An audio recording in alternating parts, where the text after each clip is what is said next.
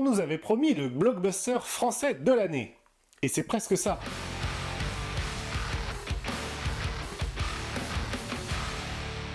Salut les amis sérivores et cinéphiles. Aujourd'hui on parle de la bataille de Gaulle, l'âge de fer, première partie d'un diptyque signé Antonin Baudry, le mec derrière Le Chant du Loup, un film que j'avais beaucoup aimé.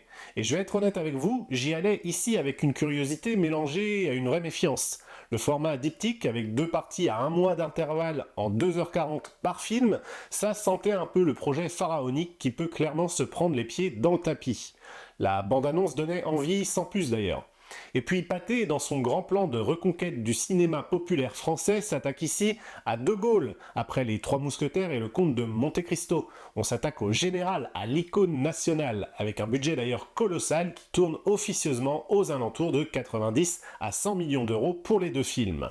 Bref, une vraie machine de guerre française. Alors vous me direz, c'est quoi ce film du coup ? Eh bien, on va suivre De Gaulle à partir de juin 1940. La France vient de signer l'armistice, et comme vous le savez si vous avez dépassé la 4e, c'est la débâcle totale. Dans ce premier film, on va suivre le bonhomme jusqu'en 1942. Un homme seul donc, sans armée, sans légitimité réelle, et qui s'exile à Londres et tente de convaincre le monde que la France libre existe. Cette période est fascinante parce que De Gaulle, à ce moment-là, personne ne le connaît, personne ne le prend réellement au sérieux, et pourtant il va s'imposer comme le symbole de la résistance française. C'est ça le vrai sujet du film. C'est pas la guerre au sens militaire du terme, mais bien la bataille d'un homme pour exister politiquement dans un monde qui n'a pas vraiment besoin de lui. Est-ce que Baudry va réussir ce pari ? Eh bien, on va voir ça ensemble. As the situation gets darker and darker, surrender now seems inevitable. Only a madman would continue this fight. Le gouvernement français vous a déchu de votre nationalité et la cour martiale vous a condamné à mort. Autre chose ?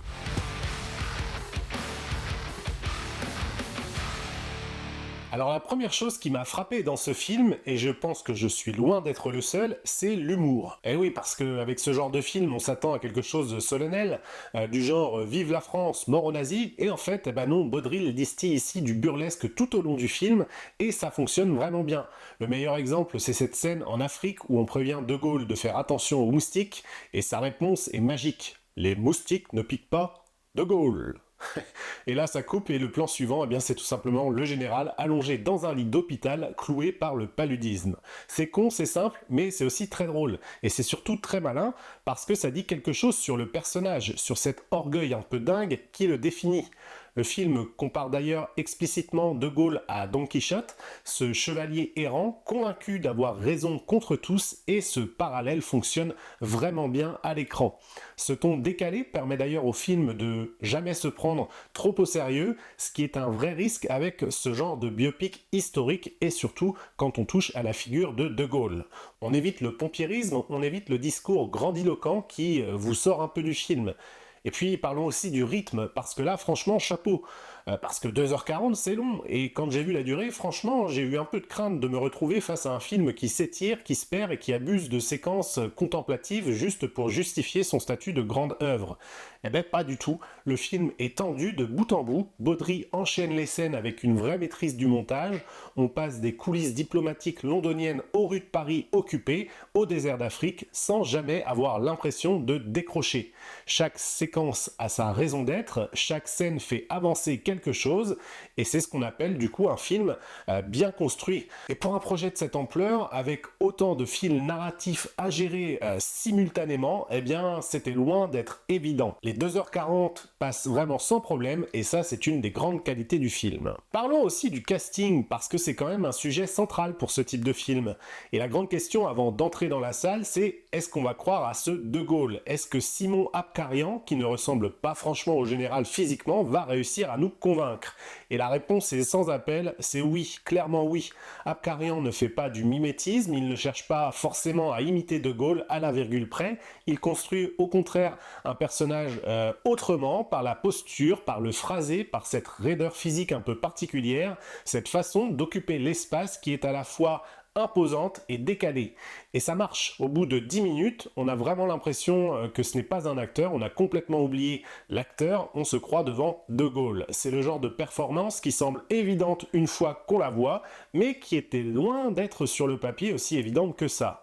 Et ce qui m'a peut-être encore plus surpris, c'est Churchill, interprété par Simon Russell Beale, un acteur de théâtre britannique que je connaissais pas d'ailleurs, et qui, franchement, ici est excellent. La relation entre les deux hommes, c'est à mon sens le vrai moteur du film. C'est tendu, c'est drôle, c'est complexe, les deux types se respectent profondément, mais ils défendent leurs intérêts radicalement opposés, ils se foutent en permanence sur la gueule, tout en sachant qu'ils ont besoin l'un de l'autre. C'est ça qui est fascinant, et les scènes entre eux sont clairement les meilleures du film.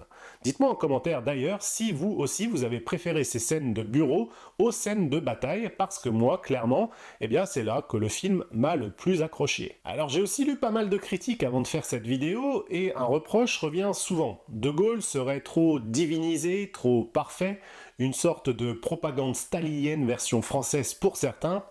Ah, sérieux, non, c'est n'importe quoi, moi je suis vraiment pas d'accord avec ces conneries.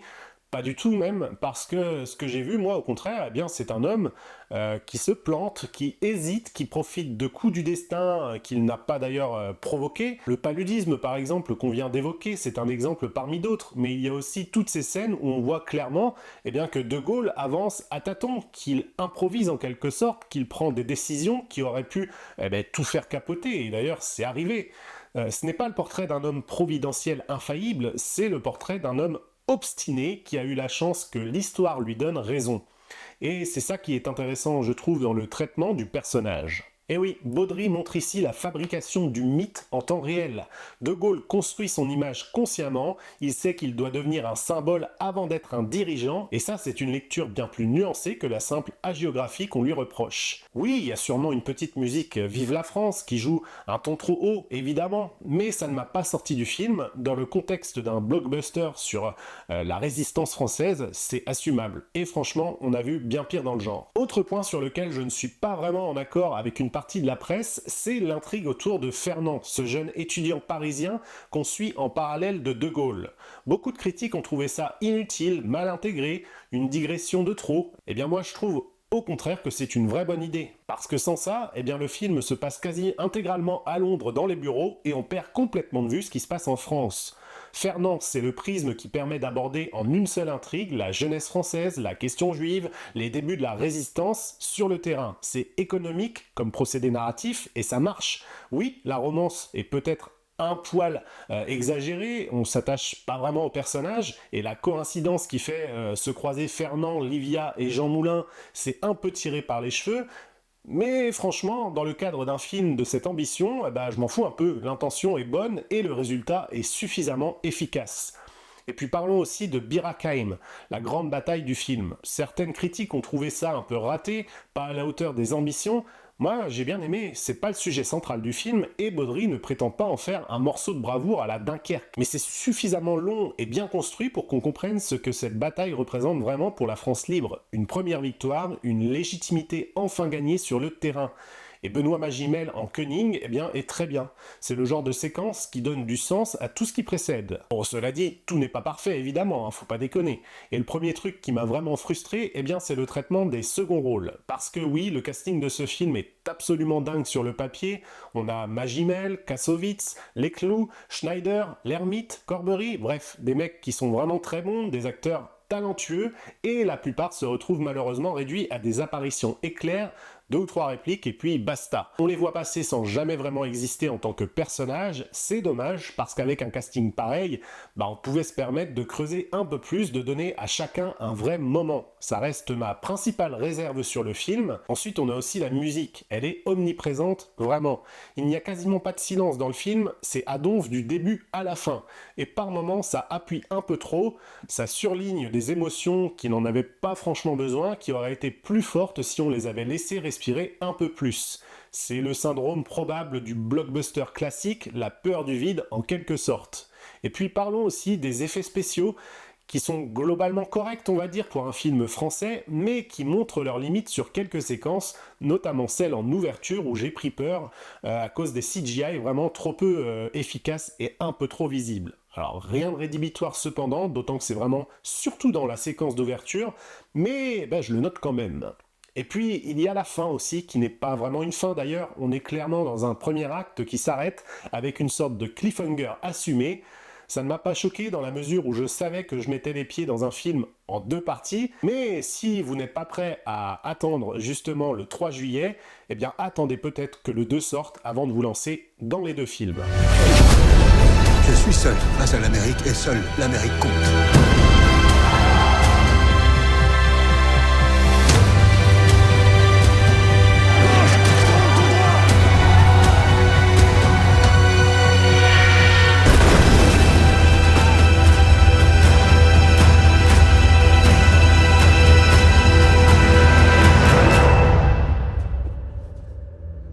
Il se peut que je sois un obstacle à l'avenir de la France.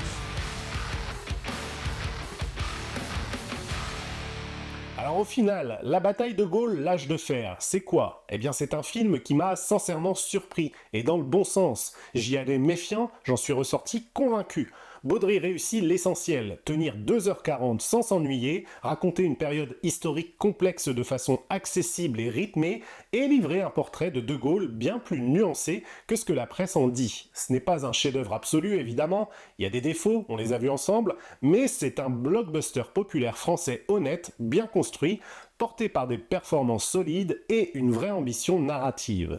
Et ça, eh bien dans le paysage actuel du cinéma français, ça mérite d'être salué. La question maintenant, c'est évidemment, est-ce que la partie 2 sera aussi bien?